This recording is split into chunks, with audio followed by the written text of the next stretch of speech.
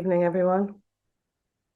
So lovely to see people arriving in. It's like a sort of wave, a most delicious wave of people arriving and connection. So as we sit here together, let's just start with our settling into ourselves wherever you are, whatever time zone you're in, kind of whatever state you're in, really.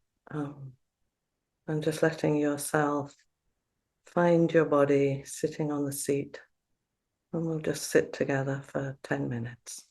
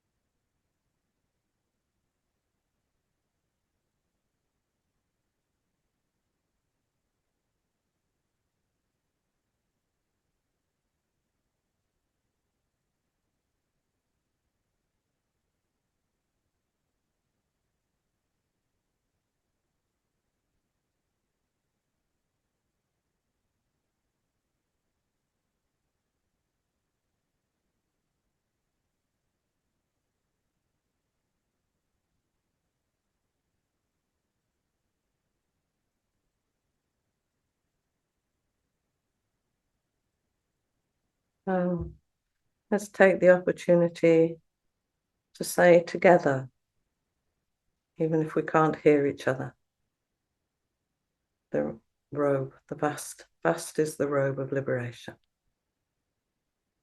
Vast is the robe of liberation, a formless field of benefaction. Wearing the universal teaching, I realize the one true nature, thus harmonizing all being. Vast is the robe of liberation, a formless field of benefaction. Wearing the universal teaching, I realize the one true nature, thus harmonizing all being. Vast is the robe of liberation, a formless field of benefaction. Wearing the universal teaching, I realize the one true nature, thus harmonizing all being.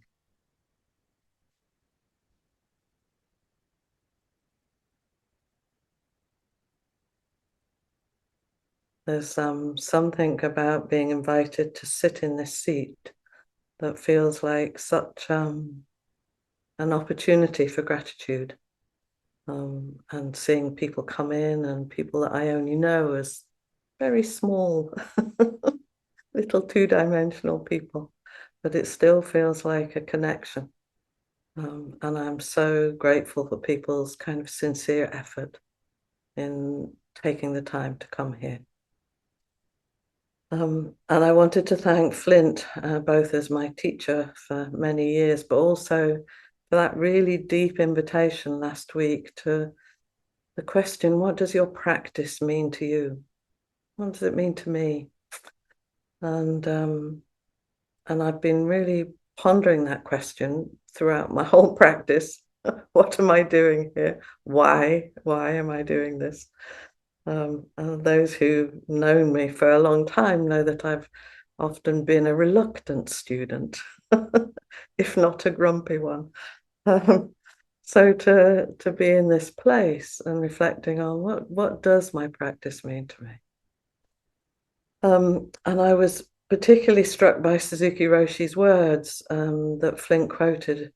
If we do our best, it's already an expression of enlightenment. Enlightenment is not the end of the road. It is in our effort to have this difficult time and stay with it.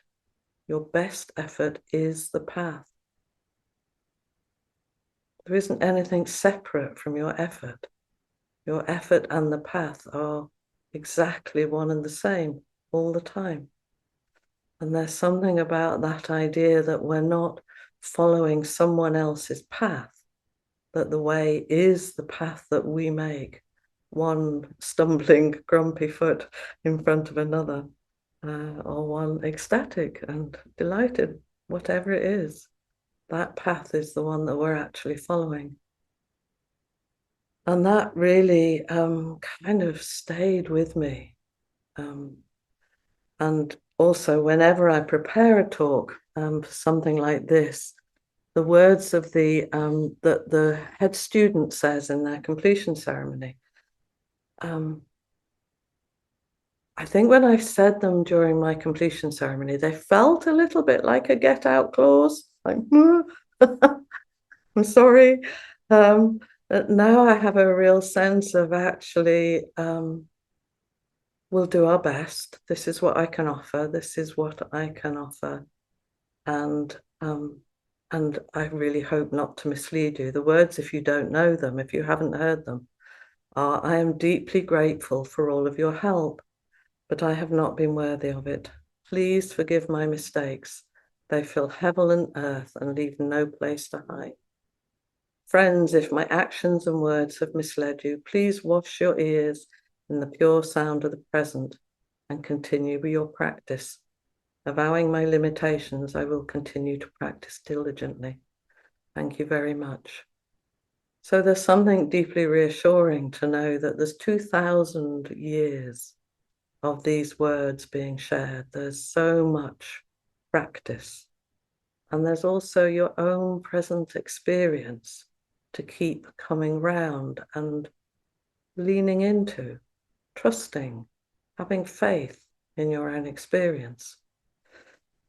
And lately, when I've been asked to say something or invited to say something, and my little inside joke is therefore spare the cats, which is say something or the cat gets it. And I've noticed that there's a sort of tickle somewhere in my awareness, and I'm learning to pay attention to it, as it feels like it's not so much quite what I want to say, but more something less personal, something like what wants to be said. And then this personal me, this very personal me with my own history and experience, can find some way of trying to say, with all the mistakes that'll come along with it, to say what's trying to be said. And this is a kind of edge, my practice edge in exploring and sharing this particular kind of exploration with you. And as part of this adventure in sharing, I was trying to track down where I'd heard a particular story about Suzuki Roshi, which had lodged deeply in my kind of consciousness, and it stayed with me for a long time. And the way the story is in my recollection is that a group of students and Suzuki Roshi were, I think, at Tassajara or Green Gulch and the making of the actual environments. And they were moving some heavy rocks, I think, to create a stream or a gully or something out in the heat. And this small, older, wiry man kept outlasting the students who were, strapping, muscular Americans and, doing lots of work. But he kept going. And someone said to him, in my mind, the story goes, how did he do that? And he said, according to my mind, I rest in every moment. I rest in every moment. And being a white, older age person rooted in ideas about well-being and resourcing and all of those sorts of things, I really landed hard on the word resting. That's what I heard. That's what my confirmation bias kind of got in there, resting. And I heard that and I focused on that, the bit about resting, and that's our job, our task, our practice is to rest, to let go. And then one morning recently in my shower, excuse the personal detail, I had a really different relationship to this phrase. And what happened in my body. And it was resting in every moment. But it's not about resting as I would understand it. It's not about chilling in front of Netflix. It's about the moment. And it was the part that he'd said, each moment really kind of moved into a different focus. And as the water poured sort of over me, I felt like my whole being was present in that moment. Water and soap and shower and my bathroom and all of my history, all of that delusion and all of that experience was all exactly there in the same moment, totally across space and time. And that moment is precisely here and it's always timeless. And that was a different way of experiencing that story. I did find another rock story, which I have to say delighted me, which was from Zen is Right Here. And the story again involves rocks and Suzuki Roshi. And there was a big boulder in Tassajara Creek that Suzuki Roshi said he wanted for his rock garden. And every day, 4 or 5 people went down to the creek during the silent work and struggled to move the boulder by all sorts of means. Each one of us, it says in the writing, each one of us was secure in the knowledge that somehow we were going to move that stone to his rock garden, which was quite a distance away. After a week, the rock hadn't budged, but no one was about to break the silence or give up. One day, Suzuki Roshi came down to the creek and struggled along with us. Some visitors called down from the bridge to ask what they were doing. And Suzuki Roshi called up, "We don't know." And there's something so gorgeous about that story, about here we are, all making our best effort, trying to make the rocks in our life move. And we don't know. We don't quite know. So I was still trying to track down the origin of this original story, that resting in every moment. And so I was going down various sort of rabbit holes. And thanks to Google and the miracle of the incredibly sort of compressed knowledge that we have sitting in these pieces of metal on our laps, I came across a video of the early days at Green Gulch in 1968. And it was just a random visual sampling of the land, the chickens, the fences. And it was a collection of youngish people, all looking for all the world like they'd just left Woodstock, in dungarees and sandals. And there were children running around, and there was babies in backpacks, all standing around and working, sort of milling around and doing all of the things that they were doing to make the new place a temple, a place of practice.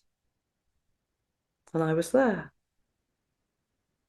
Well, of course, I wasn't actually there, but in 1971, I was in a Welsh valley milling around with others, also with long hair and dungarees and sandals, building a temple, an old farmhouse with cats and chickens and cows.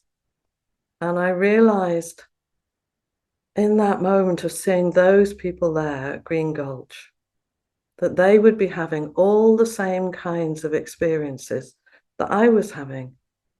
The randomness, moments of beauty, boredom, disconnection, absolute sacredness, confusion, irritation, delight. That the place I was in then was no different from the place they were in then. They were all activities of the Buddha, all activities of the way. And despite my best efforts at maintaining a narrative that I'd missed out, been on the wrong path, studying with the wrong teacher, for a moment I couldn't hold on to that. We were all exactly where we were, all together in all moments of time. And many years ago, Flint said to me, all the Buddhas across space and time are waiting for you.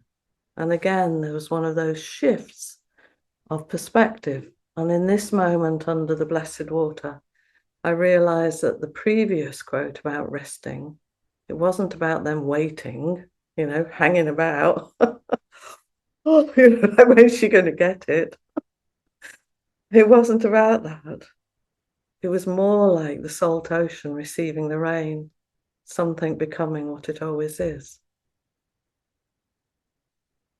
We are always, and in every moment and every time, an expression of Buddha nature. So my rabbit holing, which is delightful, took me down to a talk by Linda Gallaghan in 2014 called The Miracle at Tassajara Creek. And she quoted Shahako Okumura in his commentary on the Genjo Koan. When we make this place our very own, our practice becomes the actualization of reality. When we make this path our own, our activity naturally becomes actualized reality. This path, this place, is neither big nor small, neither self nor others. It has not existed before this moment, nor has it come into existence now. Therefore, the reality of all things is thus. The actualization of reality is not a concept or a philosophical idea. It is an actual practice using the body and mind that are connected with the entire world. A body and mind that are connected with the entire world. And for me, I've lived in a world informed by fantasy and science fiction, speculative fiction, in the expectation and sincere, really, honestly, sincere hope of magic and otherness sweeping me away to relieve me both of my suffering and my mundaneness. Surely, dear God, surely there must be more than this. Linda Gallagher went on to say, a lot of times we think that realization is something that we will feel, where we will feel a particular way, seeing light or a sensory special experience, visions or sounds or flowers raining down from the sky.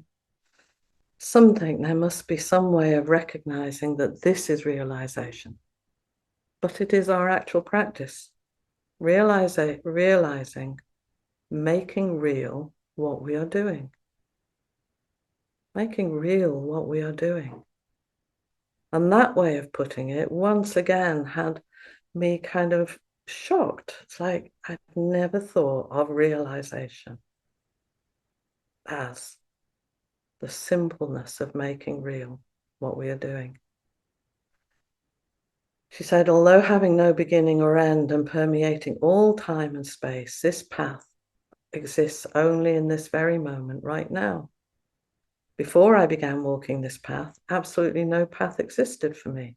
And yet the path did not simply come into being whether I walk it or not. Bodhisattvas have been walking the path from ancient times.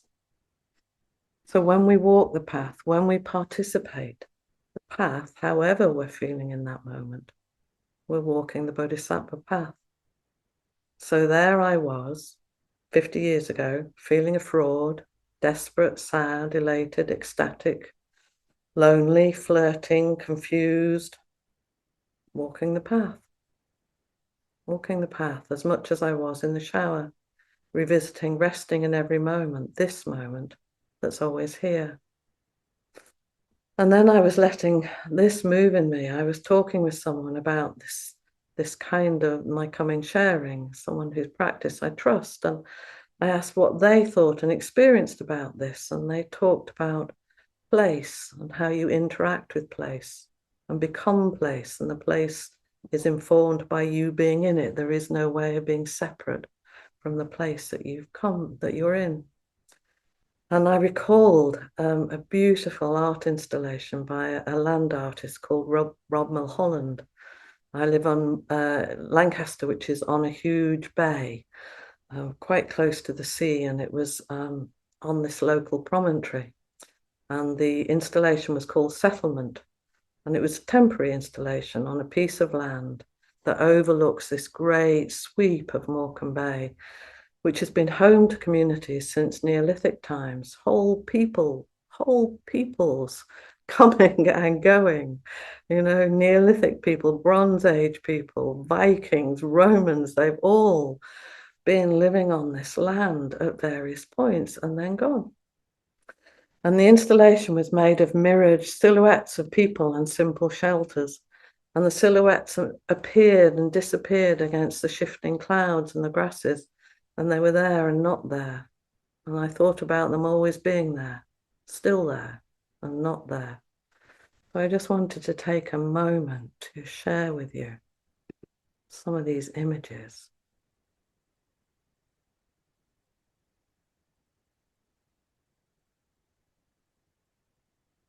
So there's one person, a mirrored image, looking out across the vastness of the bay.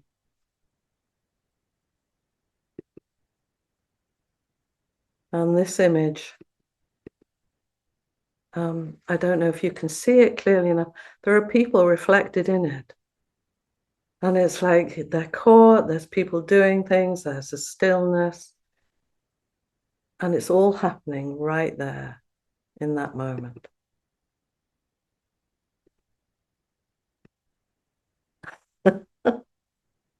And then in this image, I was so caught by seeing myself inside this silhouette, echoing back with all the people in the background. And I was thinking about all the lives that had crossed this path, all the lives that had disturbed the grass, the living and dying that had taken place on it. All there, all exactly there in that moment. So it was a great connection for me with that sense of time and what happens to us with time. So I was really struck by those echoing images. And when we're fully in this moment, that is realization. When practice is just something we do, that is the thusness of life. That's the life we're actually living right now, not some other time and place. And there's another bit which you may have heard me quote because it's just so dear to me is Lao Tzu said, always we hope someone else has the answer. Some other place will be better and some other time it will all turn out. This is it. No one else has the answer. No other place will be better. And it already has turned out. The magic is the miracle of our own lived lives, beyond the scope of our limited minds. We live it in our bodies, in our actions, in our relationships. We are time in motion, moving through the endlessly unfolding now. Suzuki Roshi said, do not suppose that what you realize becomes your knowledge and is grasped by your consciousness. Although actualized immediately, the inconceivable may not be distinctly apparent. You know, there might not be a shower of flowers. Its appearance is beyond your knowledge. It's not something you can grasp with your mind. It's something you live with your body. Suzuki Roshi also said, nothing happening is a very good day. Day by day, nothing happens. Our daily life is very ordinary, and that's the miracle. Miracles are the daily activities of Buddhas. This is our miraculous activity. Miracles are nothing other than fetching water and carrying firewood. Fetching water means to draw and carry water. It's not a symbolic thing. It means to do the thing. Nothing happening is very good. Day by day, nothing happens. Our daily life is very ordinary, and that's the miracle. Maybe our task is to stop thinking we are the center of the world and just to be the center of the world.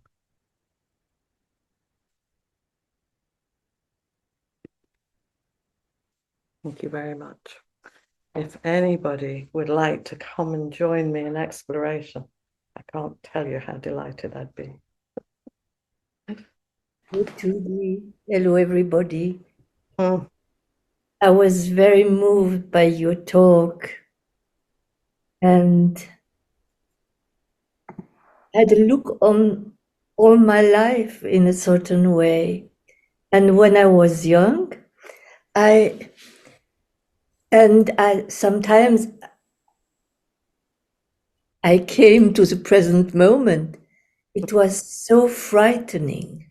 I felt like a stone lost in the space, absolutely alone, and I was really very anxious.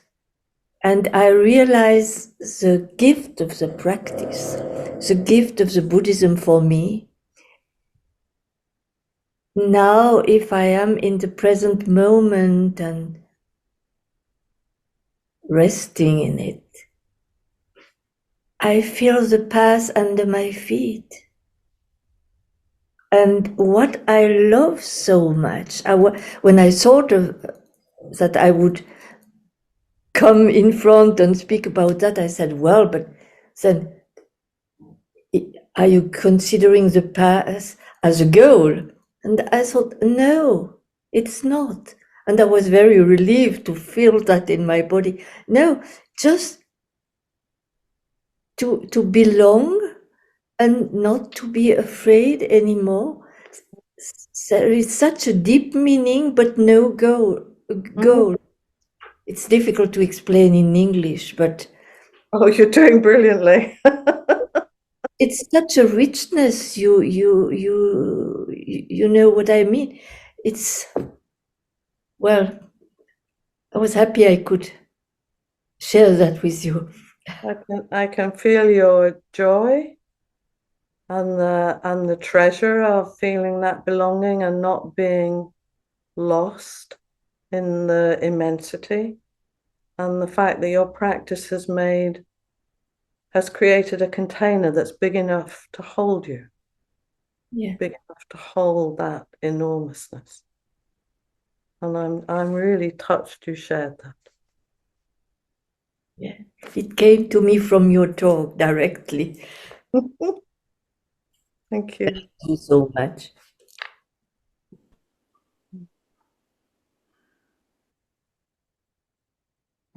And we have Pam.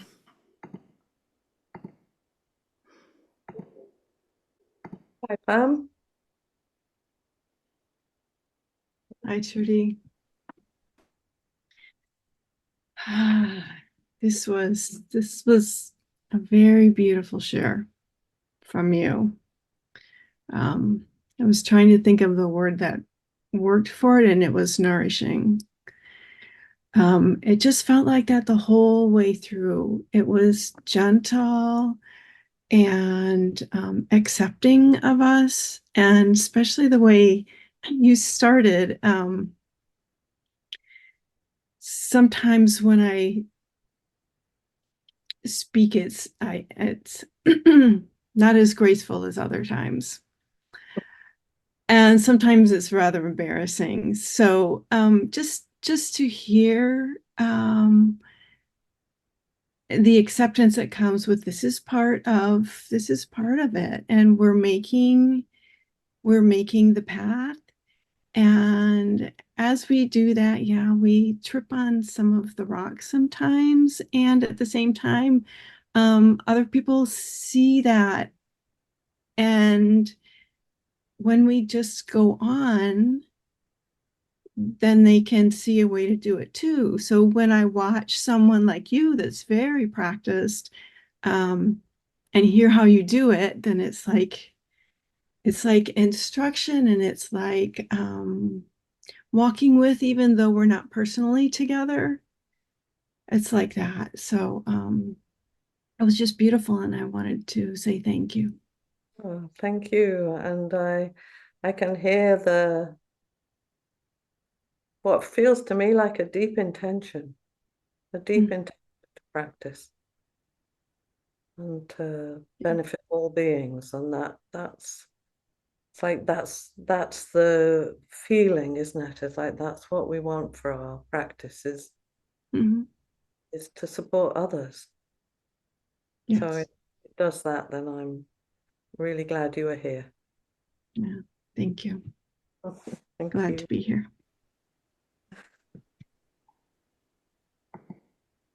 And we have John from Sheffield. Hi, John. Hello, and thank you so much. I want to bring in some of what other people have said and say that, yes, that. And what I want to say, sort of, well, what I feel is that a koan has grabbed me, and I'm feeling, how to be with this, and the koan seems to be this. You saying a little tickle arises in my awareness when you're looking for a talk, or when you're holding when a talk is mulling. And I'm purposely avoiding words which involve doing and thinking and such like. And Suzuki Roshi, I rest in every moment, and nothing happens is a very good day. And for myself in my life at the moment, for a long time, I have been practicing in various ways, practicing not doing or non-doing and allowing. And particularly right now at the moment, I feel I'm moving into a deeper phase of that. And I hadn't an experience recently where I thought I was being all very spacious and allowing. And it was actually when I lost focus and started looking out the window that something happened. And so the koan for me is, no, I'll say something else first. Doing I do everyday things, cook, wash up, and I can rest into that at times. So the koan is our best effort is enlightenment. I don't get where effort comes in. Mm. Doing, I can do things, and I practice doing things without effort. Mm. Well, immediately I had Suzuki Roshi's Not Always So. So that was my kind of initial response. But I was also thinking, who's doing and who's not doing? That just feels like piling something onto the koan for me, I think. Probably is. I'm not going to answer your koan, am I? Yeah, I didn't ask you to add to it though. Yeah, because it's interesting. Yeah, what is effort? If what is so is there a word you trip over less, like intention? Yes, in a way. Yes, our best effort, and what what I feel to quite an extent is my practice at present, if not forever, is to align myself with my deepest intention. What's your deepest intention? Ah,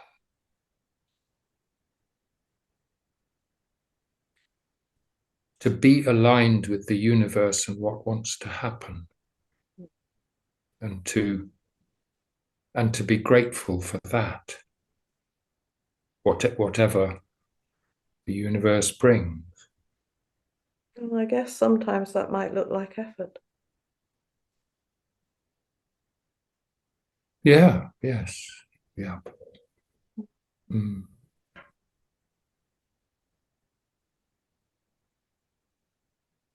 The other Mm. question that I had, and it's a question that I don't particularly expect you to answer, is how do you know if your intention is to be aligned? How do you know how do you know when and if you are? Well, yeah, that's yes, all right. All right. I can only give it my best effort. Yeah. Yeah, yes. That actually really helps me chew that koan. Yeah, Oh, enjoy chewing. I will. Yeah, because when I think of effort, I think of doing and working hard, and but um to see effort as just as often as possible, if not constant, certainly not constantly, but as often as possible, just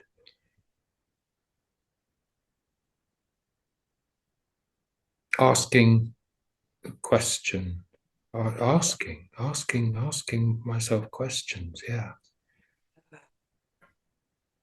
Mm. Sounds great. And I was thinking about the my very, very limited knowledge of sailing, but my understanding is wind-driven boats are never on course. They're always course adjusting. It's like Mm. Mm. motorboats do it, but actually, Mm. if we're Mm. subject to the vagaries of the tide and the wind, Mm. moon, all of Mm. that state of the boat, then Mm. it's constant course adjustment. Mm. Mm. Mm. Mm. That helps. Thank you. Thank you. Good to see you, And John. thank you again so much. Mm. Hi, Shannon. There Hello. you go. Good to see all of you. And thank you for your beautiful talk. I think it has many, many koans in it that my brain is expanding to try to meet. I think similar to what John was saying, I got grabbed by the very last thing that you said about being this, and I wonder maybe if you would repeat it, because I'm going to paraphrase it poorly, but something about being the center of the universe rather than thinking. Stop thinking you're the center of the universe and be the center. Mm-hmm. And I'll tell you my where I'm getting sort of thrown in circles around, or have curiosity around it, from what it brought up for me. But I would be very curious for you to expand on what that meant for you as well. So when I heard that, I have these, I feel like it's almost like a scale question for me. So I feel like I have a human sized universe of my house and my garden and my son and my soon to be husband, and this sort of like small world that's around me that I can that I know I need to sort of, or my happiness is in kind of easing into that world. And then I come here every Tuesday from this chaotic world of work that's global and rewards me. Sort of the entire structure is around pushing and doing and creating action and movement, and to what purpose, who knows? You say the Boulder Point, right? But I wonder, if there's, I don't, it's similar to this meeting, right? There's people from all over my meetings look exactly like this room, but they don't feel like this room. And I wonder, if there are ways to make that universe feel like my universe. I guess is where I'm going there. So I was thinking there's something about which heart do you take? What heart is here, not head, like your whole being, your heart, your intention, that you can bring to tending your family and the things you care about. And then there's other worlds that you're in that you're sent to less. It's like, I can hear that kind of and because they embody different values or different ideas about what's important to you. But there's something about how can you allow yourself to be this one in those settings, while taking all the necessary care that we need to take in a wider world. It's like, how do you keep assenting to your life, not someone else's?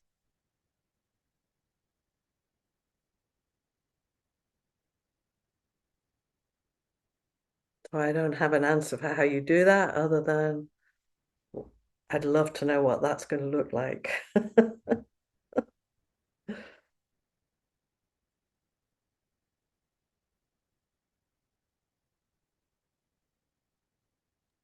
Sorry, technical glitch. I was not I was not allowed to unmute for a moment. No, I think that's I think that's right. Heart. The heart that you bring.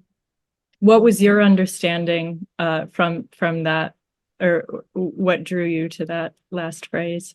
Yeah, it came to me in the shower, which is clearly my my favorite Dharma. It was something about that, we think, caught in the self-centered dream. We think we're the center of the universe, and whether we're too big, we're too small, we're not good enough, whatever, we're kind of really tightly located in the middle of our universe. And then there's this other place, which is just like being in your world fully, just assenting to be, because when, that harmonizing all being, that thing we say in the verse of the robe is like, when I wear the universal teachings, it harmonizes all being, and we're in exactly the right place at the right time. But that isn't anything like so personal. So in a way, for me, practice is kind of decentering a bit. It's like, I'm really important and I'm really not.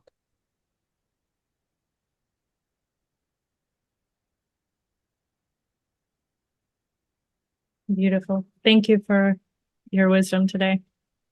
Lovely to share with you. Thank you. Hey, Cassie. Hi, Judy. So John's koan just really started working on me.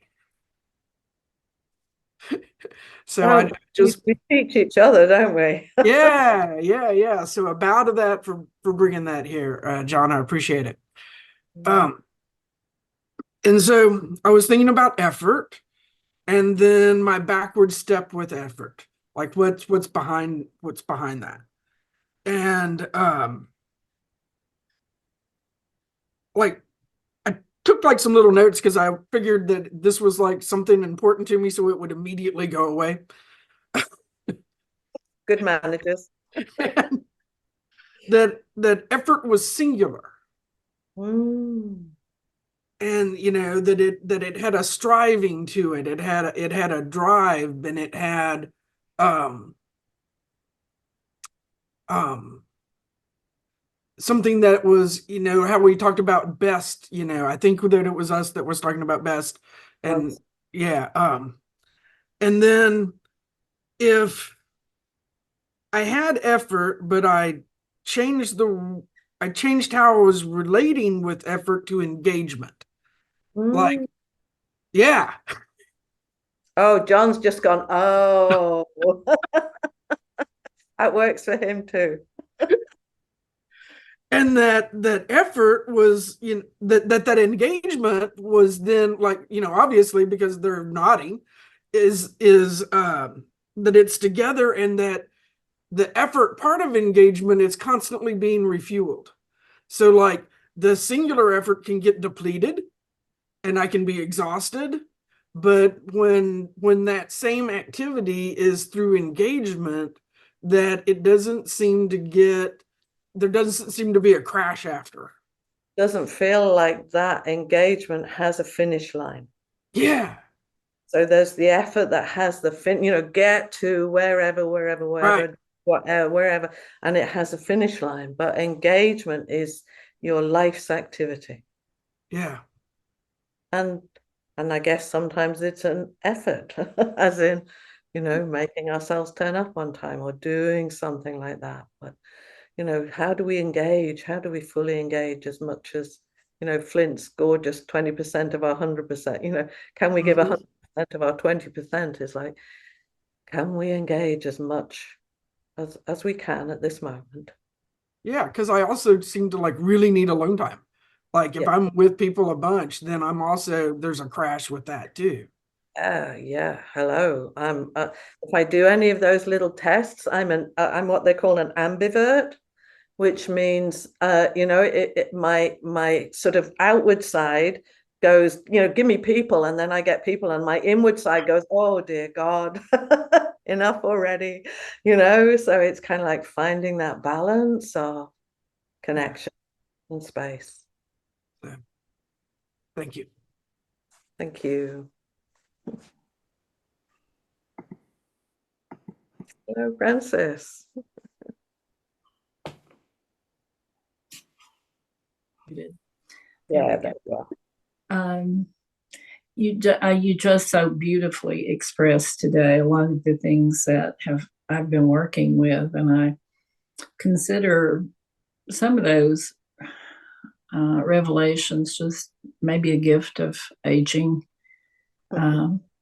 That realizing that many people have walked this path, and many will after me, and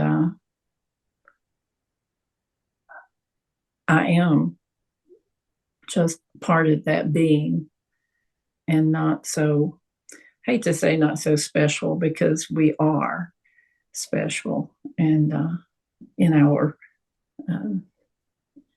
role here, but In our particularity, in our particularity, yeah, like, Francis will never happen again.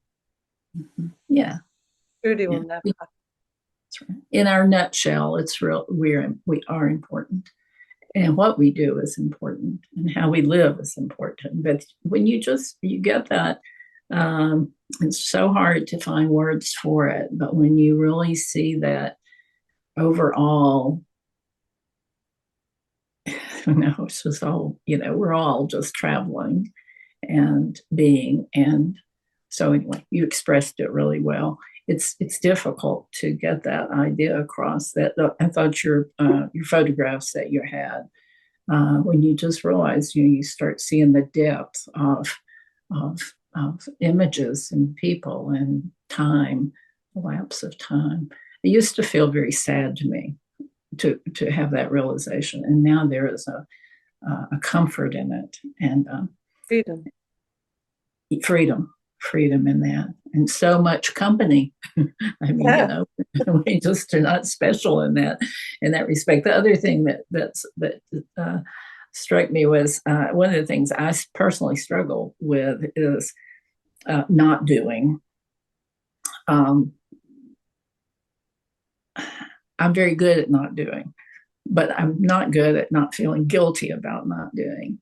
And so I do consider a day, when I look at my calendar and I have nothing on it, my soul just rejoices. It's just a wonderful day. But then there's that little part of me that thinks I'm missing out, because that part of that's the culture I live in, and I have a lot of young people that I'm around all the time. But anyway, those two things today were important parts of what you said to me, and I always enjoy so much listening to you, and relate well to your spirit. Thank you. It's lovely to see you, and yeah, take care of the guilty bear. Working on productivity. Thank you so much. Thank you, Trish. I'm really aware Penelope had a question, and we're kind of at the edge of time. I don't know if you want to do a minute with me, Penelope. There. There. Can you hear me now?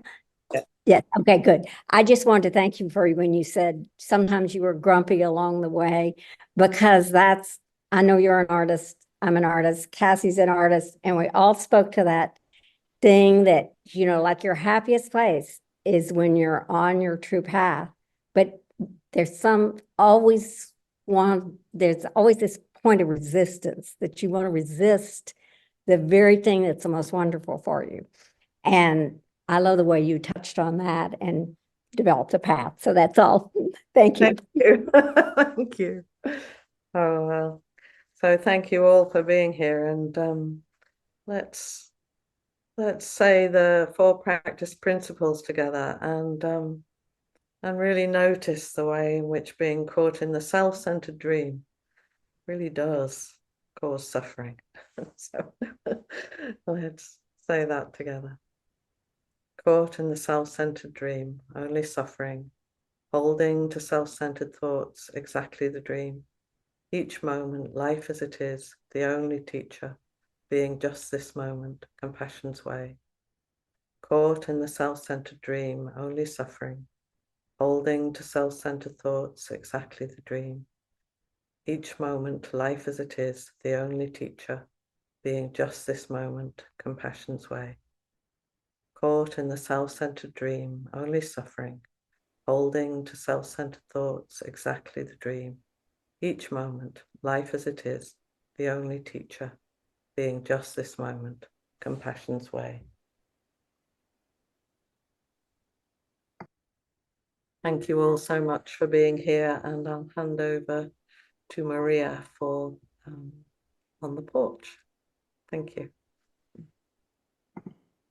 Well, thank you so much, Trudy, for travelling all the way across those oceans to be with us. It's been so lovely, and thank you. I feel so settled after that talk, reminding me to rest amongst it all, rest in the doing, and that constantly dropping body and mind again and again, just to be here amongst it and with it. And so thank you so much, Trudy. Thank you, and thank you all of you that came forward, and all of you that are here holding this space. Thank you all so much. And if you'd like to offer dana to Trudy, then please do go to justthiszen.org/giving, and you'll find a place to offer dana there.